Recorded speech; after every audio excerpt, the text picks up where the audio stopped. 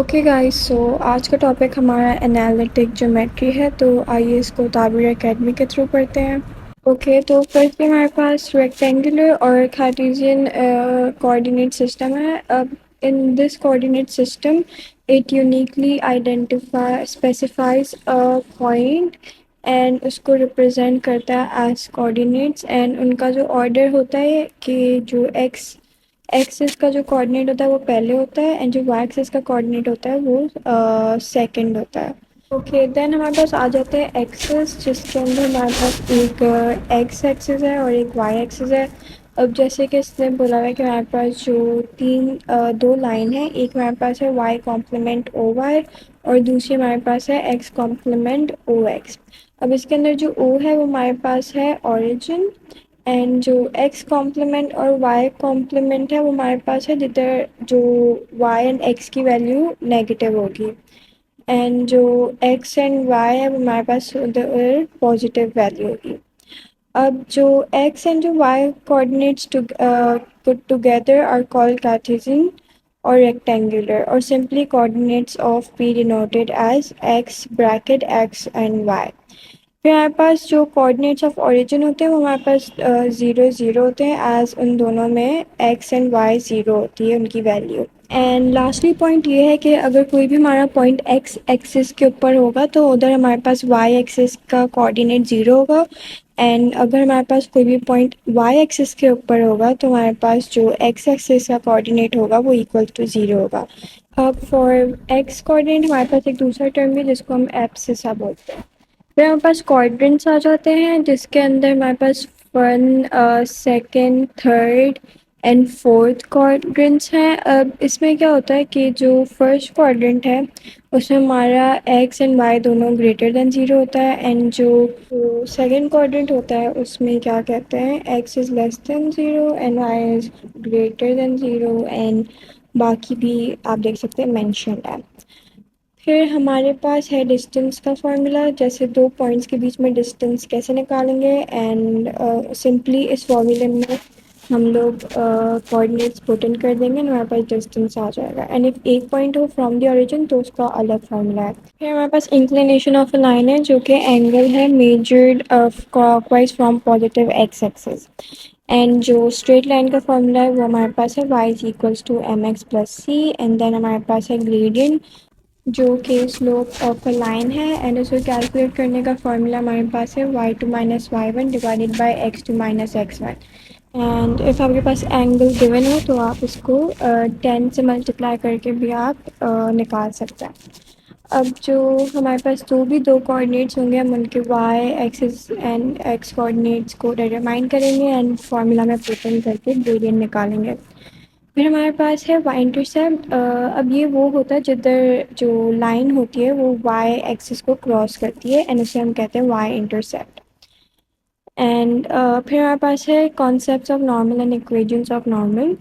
अब जो नॉर्मल है, नॉर्मल वो लाइन होती है जो कि परपेंडिकुलर होती है टू द टेंजेंट लाइन एक कर्व के ऊपर। फिर हमारे पास है general equation of a straight line जो कि हमारे पास है y is equals to M X plus C. अब इधर जो m है वो ग्रेडियंट है and c is equals to y intercept. अब हम लोग को अगर y इंटरसेप्ट निकालना हो तो हमें पता है कि y इंटरसेप्ट में जो x होगा वो ज़ीरो होगा as it cuts the x axis. फिर हमारे पास इसमें स्पेशल केस भी है कि जब क्या कहते हैं c is equals to zero होगा तो वो हमारे पास जो फॉर्मूला होता है वो y is equals to M X बन जाता है। फिर हमारे पास है position of a point with respect to a line above और बिलो अ लाइन। अब लाइक फॉर एग्जांपल हमारे पास एक नॉन वर्टिकल लाइन है और एक पॉइंट है जो कि लाइन पे एग्जिस्ट नहीं करता। तो अगर वो अबव द लाइन होगा तो जो लाइन की इक्वेशन होगी वो ग्रेटर देन ज़ीरो होगी एल्स लेस देन ज़ीरो।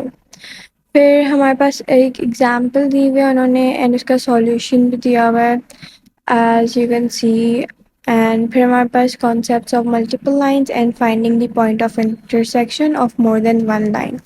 अब फॉर एग्जांपल हमारे पास दो लाइन है और हम लोग को उन दोनों की इक्वेशंस दी हुई हैं तो हम उनको साइमल्टेनियसली सॉल्व करेंगे तो हम लोग को उनके जो कोऑर्डिनेट्स मिल जाएंगे and those coordinates will be the intersection points of the two lines. Like for example हमारे पास एक मेथड किया हुआ भी है जिसमें हमारे पास एक्स और वाई के कोऑर्डिनेट्स आ रहे हैं। ओके, फिर हमारे पास है distance of a point from a line. अब क्या कहते हैं इसका जो है, हमारे पास एक फॉर्मूला है। अगर हम लोग को एक पॉइंट से एक लाइन तक का डिस्टेंस निकालना हो, एंड फिर हमारे पास नेक्स्ट है distance between two parallel lines. क्या कहते हैं, the distance between two parallel line is the distance कोई भी पॉइंट से टू द अदर लाइन। अब इसका भी हमारे पास फॉर्मूला है which is same as the distance of a point from a line. अब हमारे पास एक एग्जांपल दी हुई है जिसमें हमारे पास दो लाइन की इक्वेशंस हैं एंड हमारे पास एक पॉइंट है, फिर हमने उसको उस फार्मूला में इनपुट करके डिस्टेंस निकाल दिया, जिससे हमारे पास डिस्टेंस आ रहा था 7/√29। फिर हमारे पास है दी angle between the two lines. अब इसके अंदर क्या होता है कि हमारे पास कोई भी दो लाइंस हैं और वो साथ में इंटरसेक्ट कर रही हो, and at a point that दोनों लाइन के पास से सप्लीमेंट्री एंगल बन रहा हो, तो उसके अंदर हम लोग कैसे निकालेंगे। आइए उसका भी फार्मूला देख लेते हैं। तो उसका फार्मूला है tan into angle is equals to m1 plus m2 divided by 1 plus m1 into m2। अब जो हमारे पास ये m1 और m2 है, हमारे पास ग्रेडियंट्स हैं उन दोनों लाइंस के। ठीक है, फिर हमारे पास नेक्स्ट आता है matrix form of a line. अब हमारे पास क्या कहते हैं, नंबर ऑफ़ इक्वेशंस होते हैं एंड जब वेरिएबल्स हमारे पास लार्ज होते हैं तो जो सॉल्यूशन ऑफ इक्वेशंस हमारे पास इजीली आ जाता है by matrix form of a straight line. And इसके अंदर हमारे पास दो फॉर्म्स हैं मैट्रिक्स की, as you can see on the screen. And फिर हमारे पास लास्टली है होमोजेनियस इक्वेशंस। इसके अंदर क्या होता है कि जो इक्वेशन होती है उसके अंदर इट कंटेन्स एनी फंक्शन या फिर वन ऑफ इट्स डेरिवेटिव्स। फिर हमारे पास है दैट जो every homogeneous second degree equation होती है वो pair of lines through the origin को रिप्रेजेंट करती है। एंड इसी के साथ चैप्टर ख़त्म होता है। अल्लाह हाफिज़।